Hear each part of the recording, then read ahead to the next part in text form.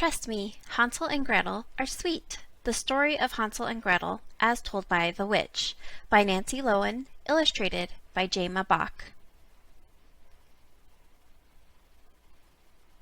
Yes, I'm the witch from the Hansel and Gretel story, and yes, I live in a house made of gingerbread.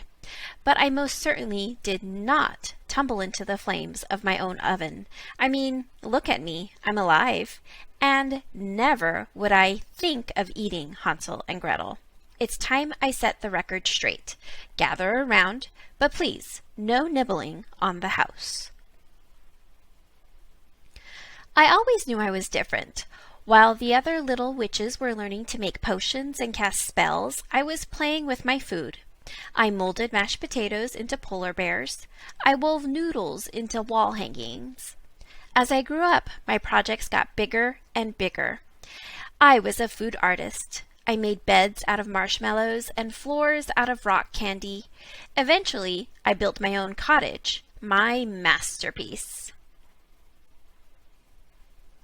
A dry spell kept the rain off my house, but I couldn't cast a spell strong enough to keep the birds away. So I got a pile of children's clothes from lost and found boxes and put up scarecrows.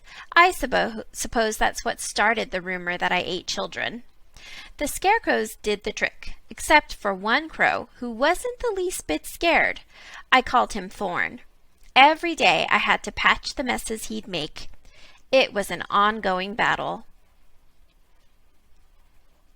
Not long ago, I was in back doing touch-up work when I heard children's voices. A shutter snapped, a window shattered. Little hooligans were eating my house. I ran around to the front. "Stop that this instant!" I yelled. "This is private property!" The children, a boy and a girl, stared at me in horror. "We're sorry," said the girl, "but we're so hungry. Please don't eat us," the boy begged. I could see that the children weren't doing well, so I invited them in for something to eat. Their names were Hansel and Gretel. Between bites, they told me quite a story. "Our stepmother wanted to get rid of us," Gretel said. "She said there wasn't enough food for us, but she just wanted it all for herself. She made Dad leave us in the forest twice. She was hoping we'd get lost," said Hansel. "The first time we made a trail with white pebbles and followed it back home.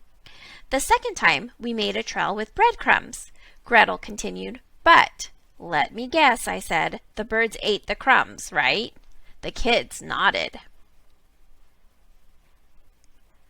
Of course, I said they could live with me. Where else would they go? Hansel, Gretel, and I got along beautifully. I taught them about food art, they helped me with chores, and kept an eye on that horrible bird. Hansel was a natural artist. He made a wonderful sculpture of himself out of sponge cake and fruit snacks. Sometimes I teased him by talking to it. "Oh, Hansel, I want to gobble you up," I'd say. Life was sweet. I didn't even have to worry about Thorn anymore.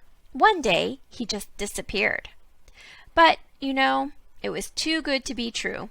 A bird like that never gives up. A few weeks later, the kids and I were baking pies. Suddenly, Thorn landed on my window box and began pecking away. Then a woman's voice called, "Yoo-hoo, is anybody home?" Hansel and Gretel turned as white as powdered sugar. Their wicked stepmother. Yes, the stepmother and Thorn were working together. They wanted the kids and me out of the picture so they could eat my house. Well, that wasn't going to happen. I flung open the door. "Now look here," I began, but the woman pushed past me. "Darling children, you're alive!" she exclaimed. "Run for it," I told Hansel and Gretel. I grabbed a pie and was about to throw it in the stepmother's face when she opened the oven door and shoved me in. I know this is a very scary part of the story. If you need to take a few deep breaths, go ahead. So, there I was, hollering and pounding on the oven door. But then I realized something. The flames weren't burning me. In fact, they tickled. My dear old oven, my true and best friend, would never harm me. When the stepmother checked to see if I'd burned to a crisp, out I popped, not a toasted hair on my head. She ran away shrieking. Thorn flew close behind. They were never heard from again. Now life is even sweeter. Hansel and Gretel still live with me. So does their dad, a nice fellow, now that his wicked wife isn't around. With all these extra helping hands, I've made plans to expand. A guest house, a playroom, maybe a swimming pool. We'll have a party when it's all finished. You will most certainly be invited.